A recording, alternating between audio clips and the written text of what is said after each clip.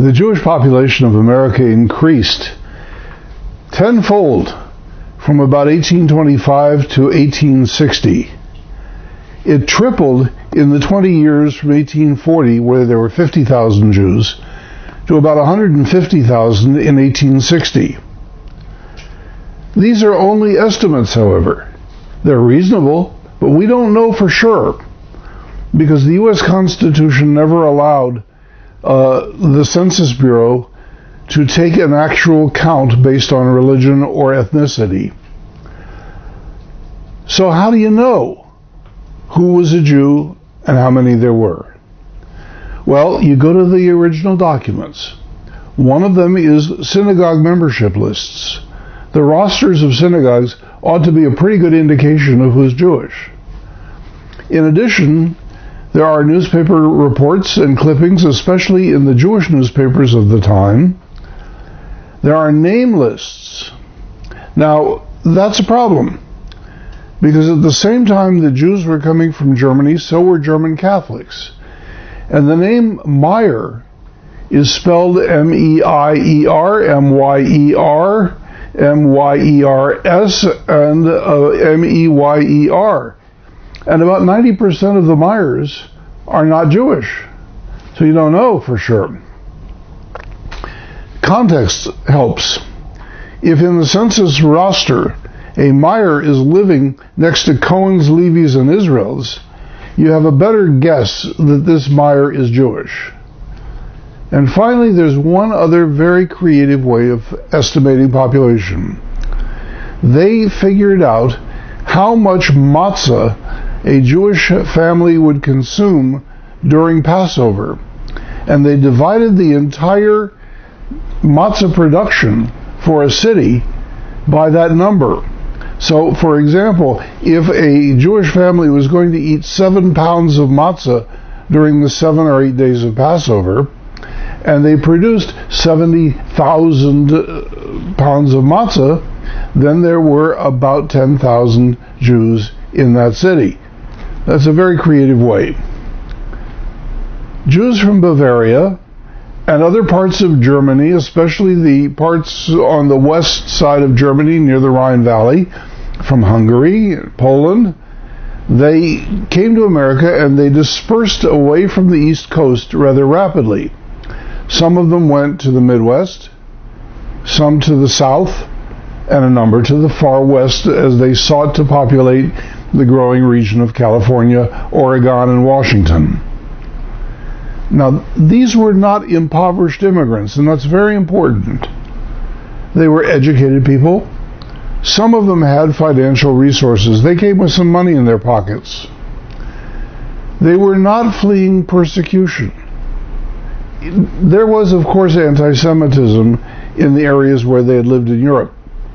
But it was, how would we say, normal anti-Semitism, the kind that they had gotten used to living with over the years. It certainly didn't force them out of their homes. They came instead seeking economic opportunity and freedom. We can understand their rapid economic mobility and their other mobility between 1850 and 1860. There's a demographic study of 4 cities: Boston, Philadelphia, Charleston, South Carolina, and Cincinnati. And the census of 1850 reports that about 31% of these Jews lived in single-family homes, despite their recent arrival. Now that's a relatively high number compared to other people in America. 10 years later, that number had increased to 42.5%. More telling was the value of real estate that these people owned. In 1850, 51 Jewish people reported that they owned over $10,000 of real estate. Now that's a pretty sizable amount of real estate in those days. In 1860, 160 people reported that they owned more than $10,000. That's more than 3 times and even faster growth than the population itself. American Jews were rapidly becoming part of the middle class. And there was an elite, even among Jews, that was appearing. Compared to other immigrants, they moved up the ladder much faster. And so we ought to ask ourselves, why did these Jews from Germany and other areas in Central Europe succeed in America better than other people? Well, there were two features of America during this time that made a difference. One was the U.S. Constitution. The First Amendment gave them protections that they didn't have elsewhere. Now, there was, of course, anti-Semitism, but it was very difficult to produce anti-Semitic actions in public arenas based on bias. So Jews were protected by the separation of church and state and by the freedoms guaranteed in the First Amendment. The second was that this was a nation that was expanding very rapidly during this time. There was economic and social growth, and opportunities abounded for anybody who wanted to take advantage of them.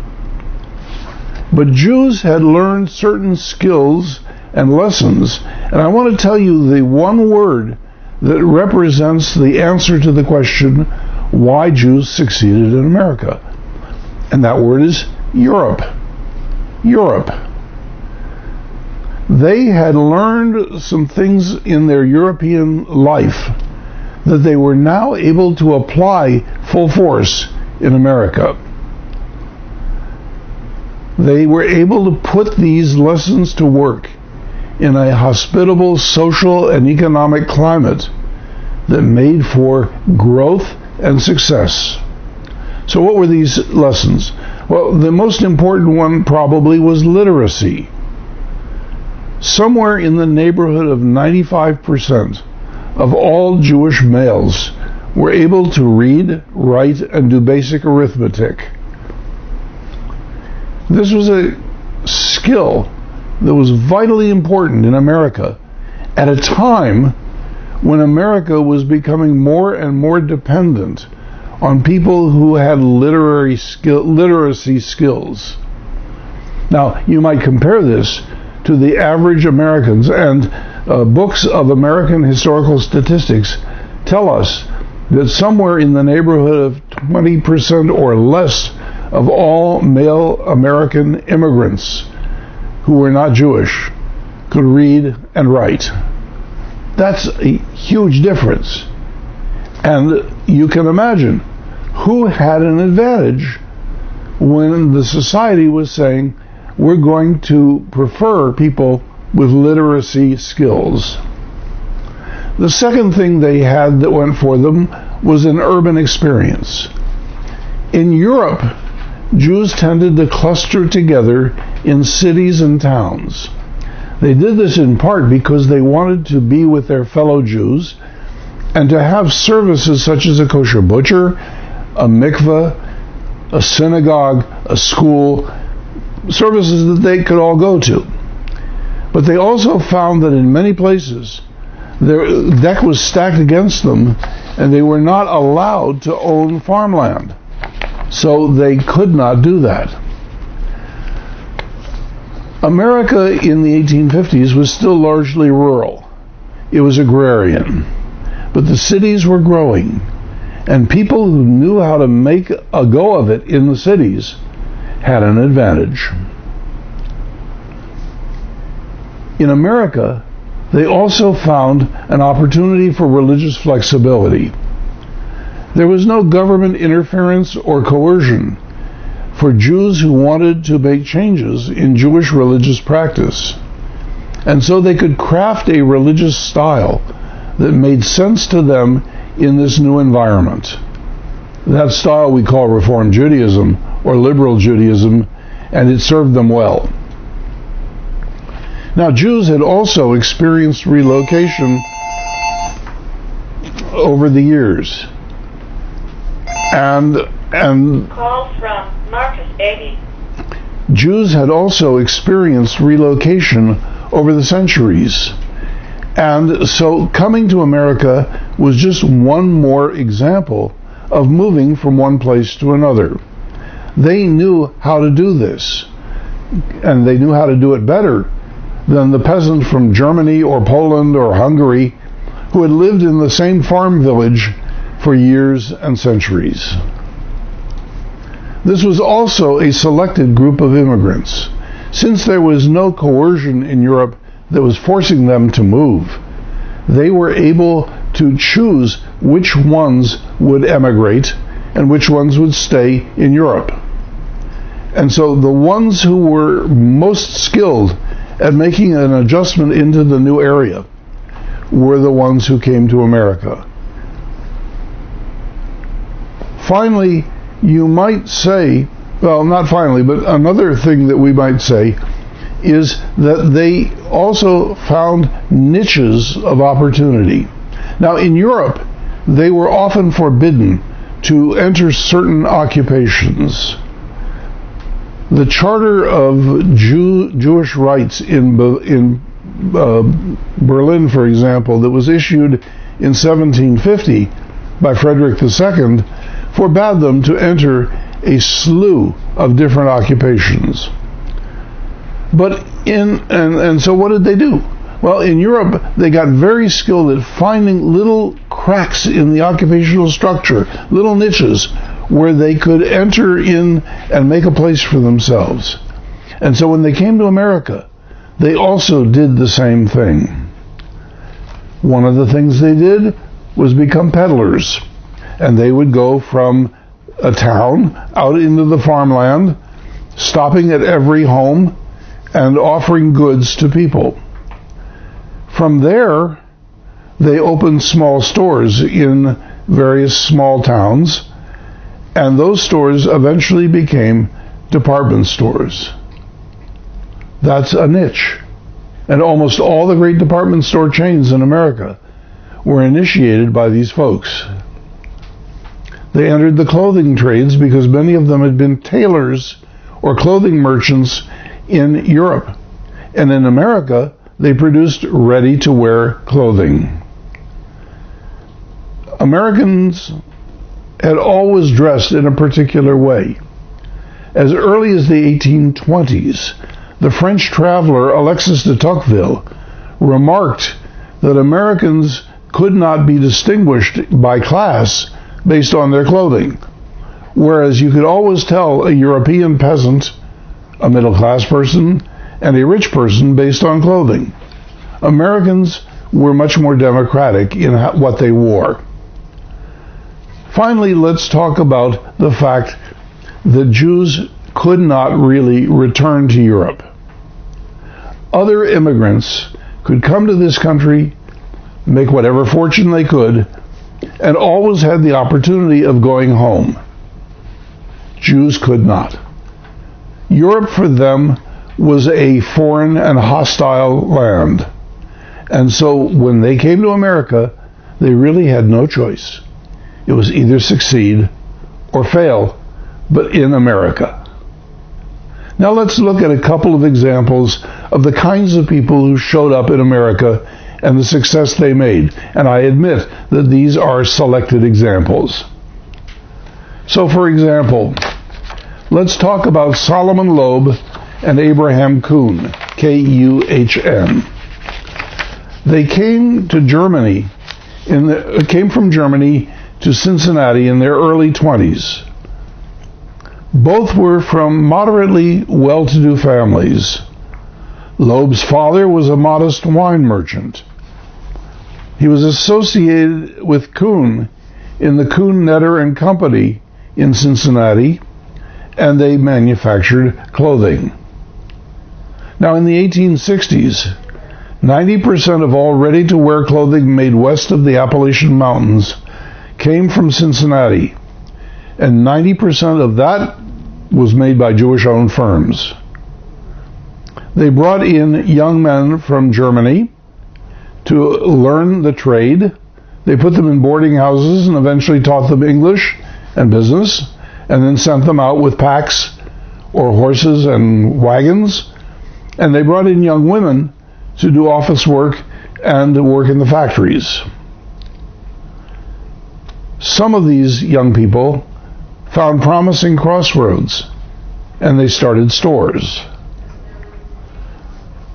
Their European experience had, however, led them to distrust Gentile bankers. These were the enemy in Europe. And so when they made some money, they often came back to Cincinnati with a bag of money and said to Papa Kuhn, "Would you take care of it for us because we trust you?" It didn't take Kuhn very long, with his army of young people bringing him money, before he thought that one of his sons ought to go into the banking business. And so his son moved to New York and started a company called the Kuhn Loeb Company, which was a venture capitalist banking establishment. Eventually, they were associated with other elite families in the 1860s, 70s, 80s after the Civil War, and they made international connections with the British Rothschilds and the French Rothschilds, and they were known as the American House of Rothschild. In addition, their children married other rich people in the same circle of friends, so there was an interlocking directorate of people who were able to use money and make money. They became very wealthy. Now, from Cincinnati, we ought to move to California, because in the 1840s, of course, California started as a booming bust and boom town area. The area of San Francisco, humorously enough, was known in Spanish as Yerba Buena, good grass, and Haight-Ashbury is still known for its good grass. Louis Gerstle emigrated from Bavaria in 1845 at the age of 21. I think it's very important to know that he came as a young man 3 years before the gold rush. He went to Louisville, Kentucky, where he worked for his brother and learned English. And then when the gold was discovered in California, he moved to San Francisco via the Panama Canal in 1850. By 1860, 10 years later, he was already a prominent stockbroker.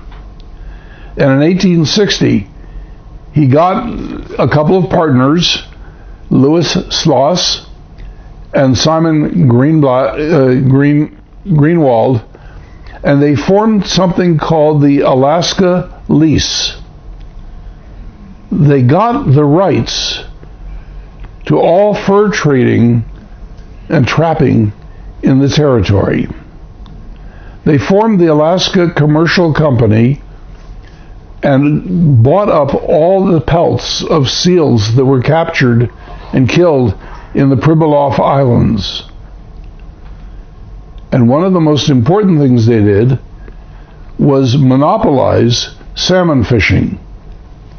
So if you happen to like a lox and bagel sandwich for breakfast on Sunday morning at the nearby delicatessen, you have Louis Gerstle to thank for that. He's the one in the 1860s and 70s who made that possible.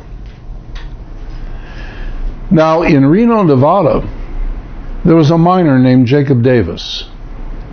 Jacob Davis had a bad habit. He tore his trousers all the time while he was mining. And his wife said, "Enough already. I can't have you doing this." So she wrote to San Francisco and got a clothing merchant to send her denim. And she crafted a pair of pants with rivets at the corners and at the pockets. She then told the merchant who sent her the cloth, about these pants. And together they went into business to manufacture these pants. What were the pants? Well, they were jeans. And the Levi Strauss Company and Jacob Davis got a patent in 1873 for these jeans. But whose name came first? Levi Strauss. And so Strauss ended up being the one that we know about, and they're called Levi's after his work. Let me give you a conclusion then. The United States in the middle of the 19th century was a land of remarkable opportunity. People with ideas, skills, strong ambition, people like that could do great things. Among them were Jewish immigrants, recently arrived, often from Germany, but ready to take advantage of what this new world offered them. And they made a remarkable record of achievement and success.